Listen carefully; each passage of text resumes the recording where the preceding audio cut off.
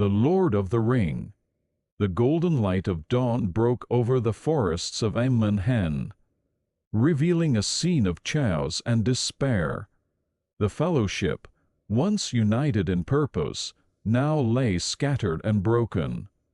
The attack by Saruman's Uruk-hai had caught them unawares, and in the confusion, Frodo had made the heart-wrenching decision to leave alone. He understood, with a wisdom beyond his years, that the ring's corrupting influence threatened to tear the group apart. Only Sam, loyal to a fault, had managed to join him, refusing to let his friend face the perils ahead without support. As Frodo and Sam slipped away towards the eastern shore, Merry and Pippin found themselves pursued by a group of Uruk-hai. In a valiant last stand, Boromir, son of Denethor, defended the young hobbits.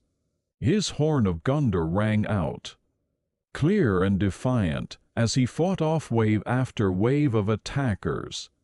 But even his skill and bravery were not enough against such overwhelming odds.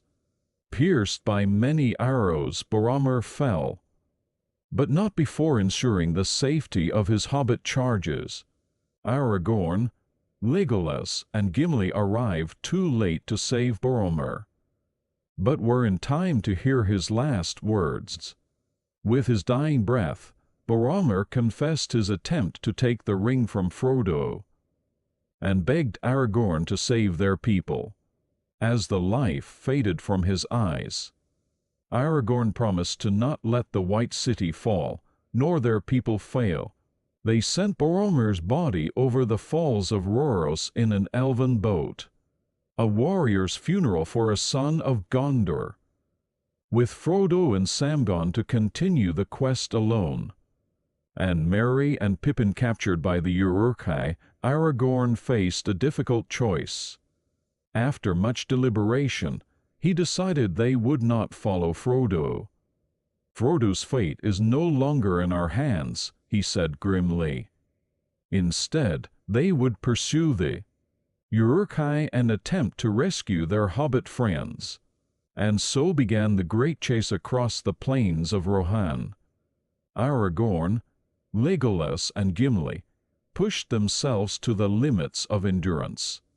Day and night they ran, following the trail of their enemies.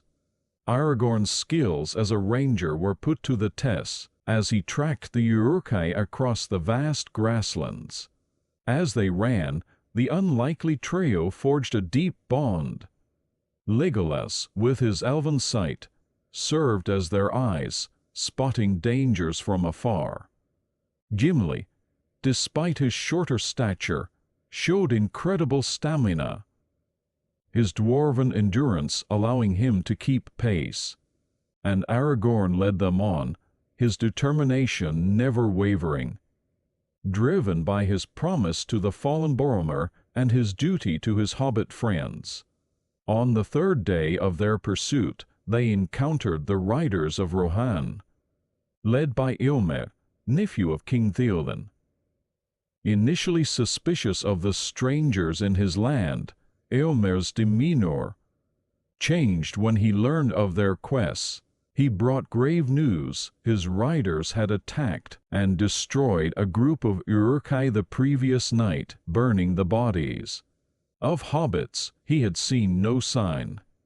Despite this setback, Aragorn refused to give up hope. Eomer, impressed by their dedication, lent them horses to aid their search.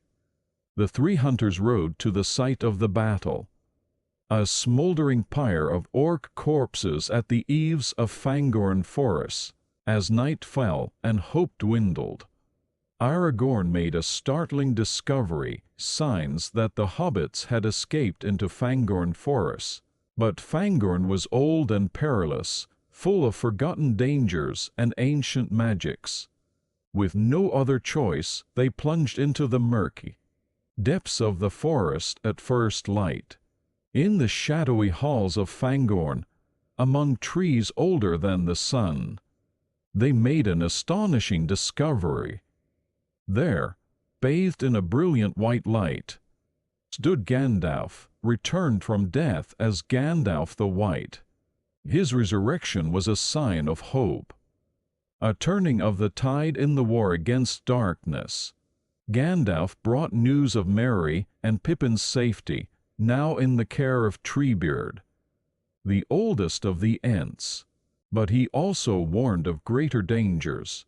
Saruman's treachery had grown, and Rohan stood on the brink of destruction. With no time to lose, the now four companions rode for Edoras, the capital of Rohan. In Edoras, they found a city shrouded in fear and suspicion. King Theoden, once a mighty warrior, had been reduced to a withered husk, manipulated by his advisor, Grima Wormtongue, a spy of Saruman. With Gandalf's guidance and Aragorn's support, they confronted the enthralled king. In a display of power, Gandalf broke Saruman's hold over Theoden. As if awakening from a long slumber, the king's youth and vigor returned. Enraged by the deception, Theoden banished Wormtongue and prepared his people for war. But the task ahead was daunting.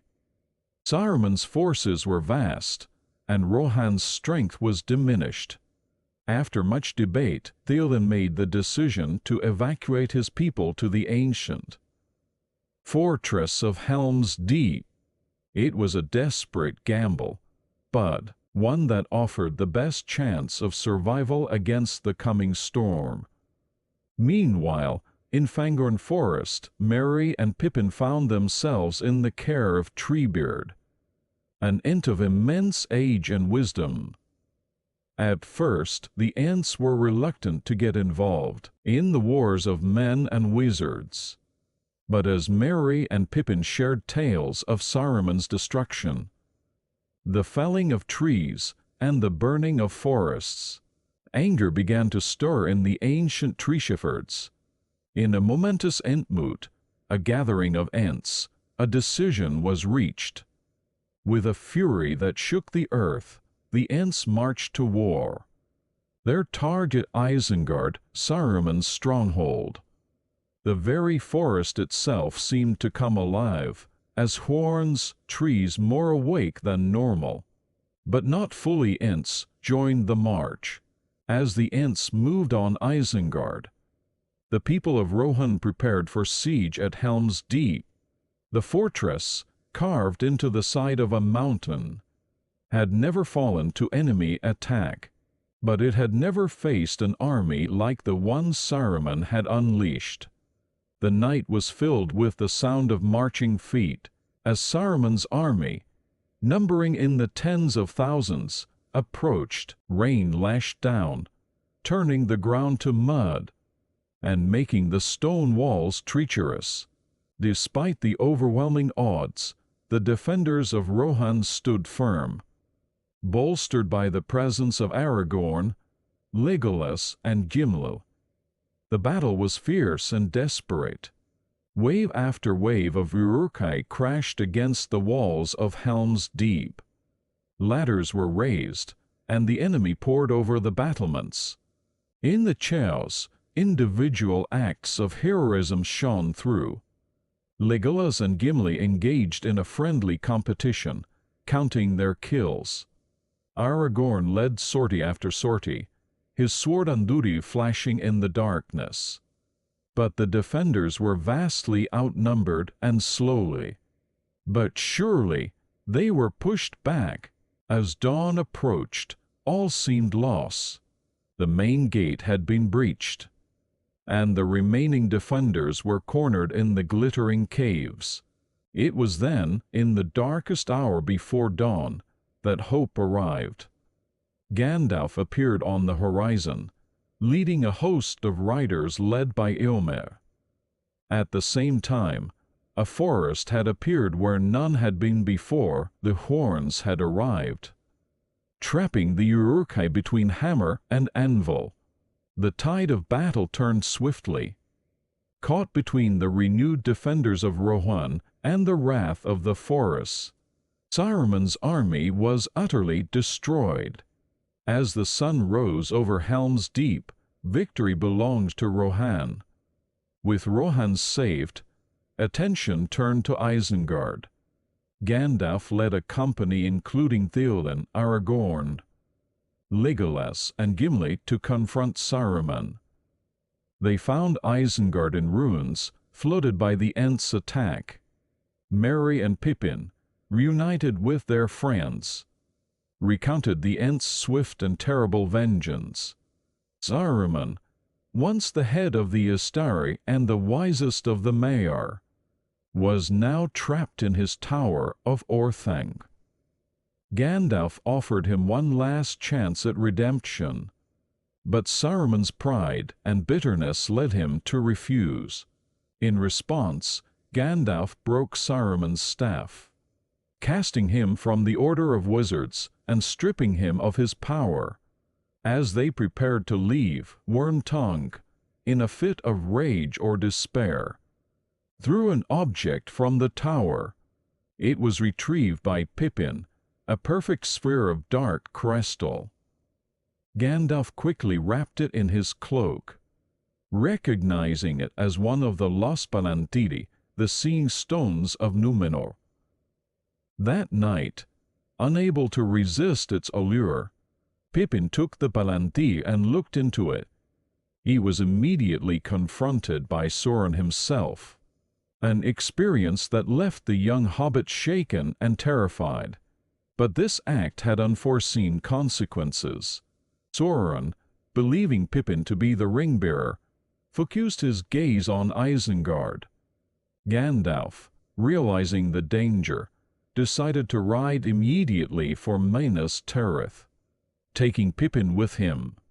The war that had long been brewing was about to erupt, and Gondor would be at its center. As Gandalf and Pippin rode east, Aragorn made a fateful decision. The time had come for him to take the paths of the dead, to call upon the Oathbreakers of the mountain. It was a perilous road, one that no living man had ever returned from.